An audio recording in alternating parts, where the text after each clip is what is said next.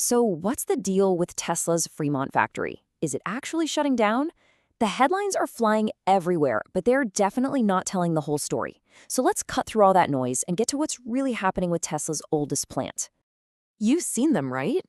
Your social media feed has probably been flooded with these kinds of alarming headlines. They all paint this picture of doom and gloom for Tesla's historic factory in Fremont, California. Okay, so let's just get this out of the way right up front. The short, simple, direct answer to that big, scary question is no, Tesla is not shutting down its Fremont factory. But, and this is a big but, those rumors didn't just appear out of thin air. So, if the factory isn't closing, then what is causing all this smoke? It's time to separate the clickbait from the reality and figure out what actually sparked this whole media firestorm in the first place. Here's the truth, which is way less dramatic. Tesla simply scrapped a long-delayed expansion project. They basically said that regulatory hurdles and the super high cost of doing business in California were the reason. But the most important part, the existing factory operations weren't affected at all. So now that we've cleared that up, what's the actual status of the Fremont facility today? Let's take a look at what's really happening on the ground right now. Far from being doomed, the Fremont plant is an absolute powerhouse. I mean, it's cranking out the entire S, 3, X, and Y lineup. It's still Tesla's largest production site in the US, it employs thousands of people, and it is running at full tilt. And you know what? For now, there's not a lot of pressure on them to make a huge change. With a lot of the legacy car companies kind of tapping the brakes on their own EV programs, Tesla has this really comfortable lead. It gives them a ton of breathing room to just keep Fremont running at full speed without a major competitive threat breathing down their neck. But that's just the short-term view. The real story here, the one that clickbait completely misses, isn't about some sudden shutdown.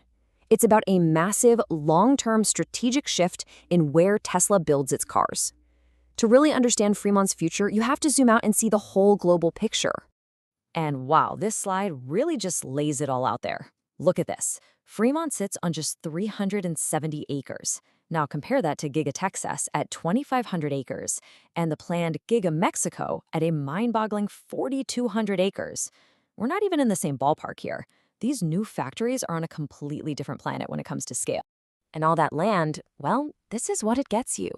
Fremont has a super impressive max capacity, don't get me wrong, around 650,000 cars a year. But Giga Texas is already producing over 375,000, and it's built to scale way, way beyond that. And the projection for Giga Mexico? 1 million vehicles a year. It's clear these new Gigafactories are designed for a future that Fremont, with its limited space, just cannot match. Okay, so you see the land, you see the capacity, but where's the money actually going? When you follow the money, Tesla's long-term strategy becomes crystal clear. And this slide really shows the contrast that's driving where Tesla puts its cash. On one hand, you have the business environment in California, which Tesla has been very vocal about, citing endless regulatory hurdles and skyrocketing costs. And on the other hand, you have Texas, which is seen as offering faster permits, all that vast land we talked about, and just a more favorable climate for business. And it all kind of boils down to this number, 2,500 acres. You have to understand, Giga Texas isn't just another factory. It's a full-on mega campus with a massive runway for growth. That physical space is the key to understanding Tesla's entire future. So what is Tesla filling all that space with? Oh, just the future. Giga Texas is quickly becoming the center of gravity for all of Tesla's next-gen products. We're talking expanding Model Y and Cybertruck production, building the wild Cybercab or Robotaxi, ramping up the Tesla Semi, and maybe the biggest deal of them all, the high-volume manufacturing of the Optimus robot. And when it comes to Optimus, this scale just gets insane. We're not talking about some little pilot program. The plan is for a purpose-built factory at Giga Texas to produce up to 10 million humanoid robots per year. Yeah, you heard that right. So when you hear Elon Musk say the robot business could be bigger than the car business, it's pretty obvious why its future is firmly planted in Texas. So with all this investment, all this new technology, and this intense focus shifting down to Texas, it all leads to this big, lingering question. And it's one that no one at Tesla is answering publicly, at least not yet. And that question is this.